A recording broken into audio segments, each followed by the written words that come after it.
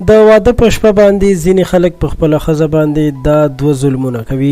دا ظلمونه کوم دي او ولې اکثره سړي کوي او څنګه ترې ځانونه ساتلی شو؟ ډېر مهم معلومات او ضروري ویډیو ده، را سره تر اخره پاتې شئ چې تاسو هم له دې نوو معلوماتو نه خبر شئ.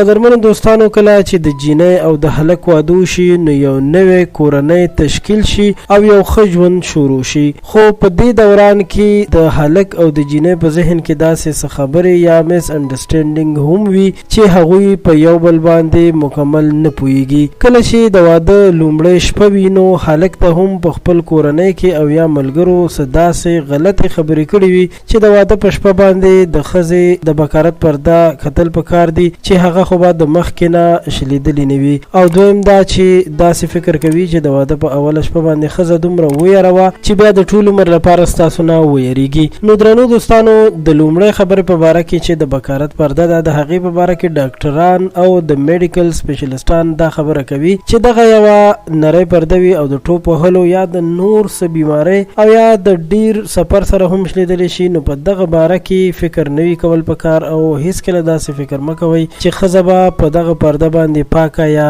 ناپاکه وي. دویمه خبره چې د وهلو ټکولو وانو، درنو دوستانو، کله چې د ښځې او د خاوند واده وشي نو د دې مقصد دا دی چې یو دوه ښه ملګري یو ځای شول. هیڅکله نه ده پکار چې سړی په هسې وړو خبرو باندې خپله ښځه راونیسي، ویې وهي، ویې ټکوي. که داسې وکړي نو د ښځې په زړه کې هم نفرت پیدا کیږي، ځکه چې ښځې ستا لپاره خپله کورنۍ، خپل مور پلار پریښي پاته ناسته ده، نو پکار ده چې بیا ورسره ډېره زیاته ګزاره وکړی شي او هیڅکله داسې فکر ونه شي چې ښځه په وړه وړه خبرو باندې ووهل شي او هغه ویرول شي. دا معلومات چې تر تاسو مو در ورسول، امید لرم چې ستاسو به دا ویډیو خوښه شوې وي. خپل نظر سره ضرور شریک کړئ او له نورو تازه معلوماتو لپاره زموږ چینل خان کلیک هم سبسکرایب کړئ. تر بیا مو په لوی الله سپارم.